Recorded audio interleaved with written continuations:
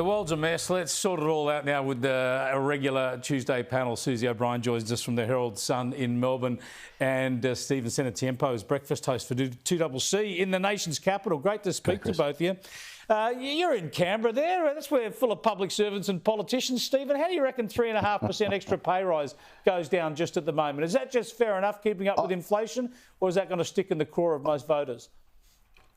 I just find it absolutely extraordinary, particularly when we hear that 80% of Australians are doing it tough at the moment, that our least productive workers are getting a 3.5% pay rise. But when you look at what that equates to in dollar terms, that our senior public service are getting pay rises of $30,000 or more, and particularly the head of Prime Minister and Cabinet, which is a department that doesn't actually administer anything. I mean, it's extraordinary that the highest paid public servant is there to administer to the Prime Minister. I mean, what does the Prime Minister do on $607,000 a year? But the broad problem here is I do have to say, as someone who's worked in government, that the Prime Minister and Cabinet, they're a department who stick their nose in everywhere. They do plenty.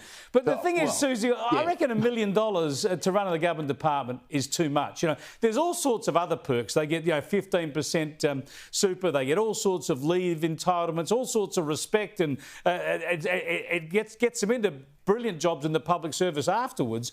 I don't think they need quite that much. I think if the top salary equated to the Prime Minister, that might be a pretty sensible ceiling.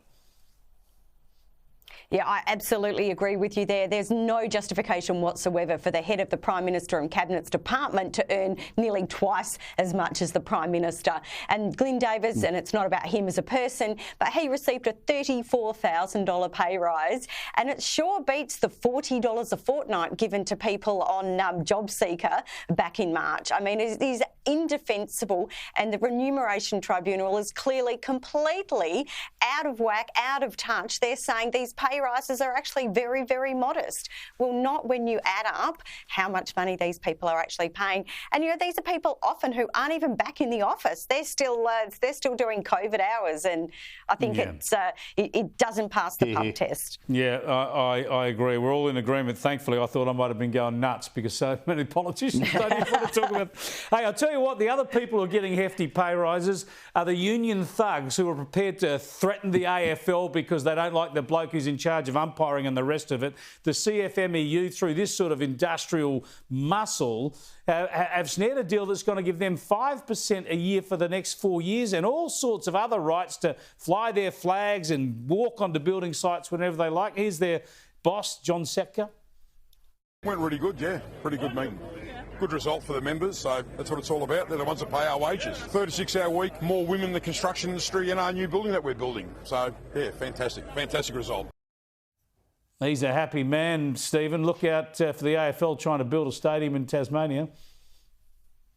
The thing about this is, Chris, it's not the 5% per year for 4 years, the 20% pay rise, which in and of itself is galling. It's all of the other conditions that are actually about driving down productivity. So they've got a pay rise for doing less, 36-hour weeks, flying flags on building sites, and actually having the ability to go in and shut down building sites on a whim without any sort of permit now. It's extraordinary. Once upon a time, you negotiated a pay rise in exchange for increases in productivity, not decreases. How does this happen? Yeah, it is a shocker.